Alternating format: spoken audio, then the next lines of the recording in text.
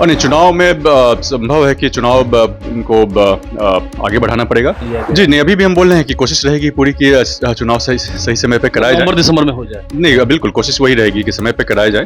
जी, परिसीमन अब होना है, परिसीमन के बाद ही चुनाव कराया जाएगा।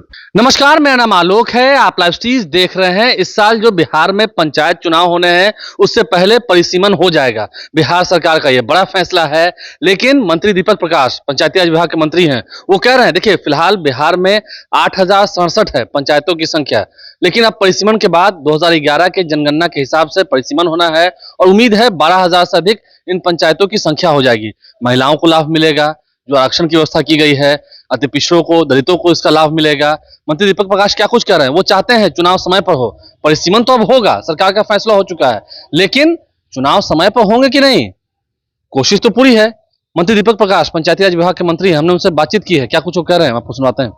बिहार में परिसीमन होने जा रहा है और इसका कल कैबिनेट में फैसला भी हो गया, मंजूरी मिल गई। जी जी, बीच में कई बार जनगणना भी हुआ, लेकिन अलग अलग कारणों से परिसीमन नहीं हो पाया। निर्णय हुआ है परिसीमन होने का। परिसीमन होगा, एक व्यापक बदलाव आएगा पंचायती राज व्यवस्था में। जो विकास के जो कार्य होते हैं उनका भी क्रियान्वयन बेहतर तरीके से हो पाएगा। एक संतुलित रूप से प्रतिनिधित्व भी मिलेगा लोगों को, हर तरीके से बढ़िया डिसीजन। हम डेटा को देखे थे, पिछली बार 1994 में परिसीमन हुआ था। 36 साल बीत गए, कई पंचायत प्रतिनिधियों ने कितनी मांगे उठाई, कई तो खैर इस दुनिया से चले भी गए, लेकिन अब जाकर ये हो रहा है। उम्मीद है कि ये चुनाव समय पर ही होगा।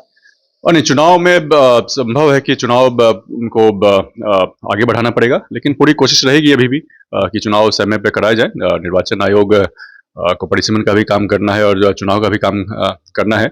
कोशिश रहेगी कि समय पे कराया जाए, लेकिन चूंकि परिसीमन का काम व्यापक स्तर पे होना है तो काफी संभव है कि चुनाव को आगे बढ़ाया जाएगा। अच्छा, ये फैसला अचानक से, क्योंकि बीच में आपने कहा था कि सही समय पर होगा, लेकिन अब अचानक ये फैसला लिया गया। जी नहीं, अभी भी हम बोल रहे हैं कि कोशिश रहेगी पूरी कि चुनाव सही समय पे कराया जाए, नवंबर दिसंबर में हो जाए। नहीं बिल्कुल कोशिश वही रहेगी कि समय पे कराया जाए। चुनाव सही समय पे होने जरूरी है, लेकिन चूंकि परिसीमन का निर्णय हो गया है, काफी बड़ी प्रक्रिया होती है, समय लगता है, इसमें टाइम कंज्यूमिंग प्रक्रिया है, तो कोशिश तो रहेगी, लेकिन परिसीमन के बाद ही चुनाव होगा। जी जी, परिसीमन के बाद चुनाव होगा।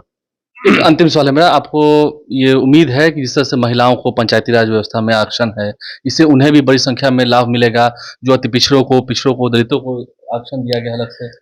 जी जी, जब क्योंकि इनकी संख्या बढ़ेगी, पंचायतों की संख्या बढ़ेगी, अभी फिलहाल 8,000 से अधिक है, फिर आगे 12,000 तक पहुंचेगी। जी जी, संख्या बढ़ेगी तो जब भी लोगों का जो प्रतिनिधित्व है वही बढ़ेगा, संतुलित भी होगा और संख्या भी बढ़ेगी। तो सभी लोगों को फायदा होगा, सभी समुदायों को फायदा होगा, जिनको भी आरक्षण का लाभ मिल रहा है उनको फायदा होगा, उनका राजनीतिक रूप से सशक्तिकरण भी होगा। तो तमाम तरीके से, तमाम एंगल से आप देखेंगे तो बढ़िया निर्णय है। पंचायती राज व्यवस्था में ये नियम अब लागू होना है। जी, परिसीमन अब होना है, परिसीमन के बाद ही चुनाव कराया जाएगा। तो पंचायती राज व्यवस्था में 36 सालों के बाद, मुझे जहां तक याद है 36 सालों के बाद पिछली बार परिसीमन 1994 में हुआ था और अब ये परिसीमन 2026 में होगा। 36 सालों के बाद बिहार में पंचायत चुनाव से पहले परिसीमन होने जा रहा है और बिहार सरकार के मंत्री दीपक प्रकाश ने क्या कुछ कहा है हमने आपको सुनवाया है। हमारे चैनल को सब्सक्राइब कर लें, साथ साथ फेसबुक पेज भी लाइक करें। धन्यवाद।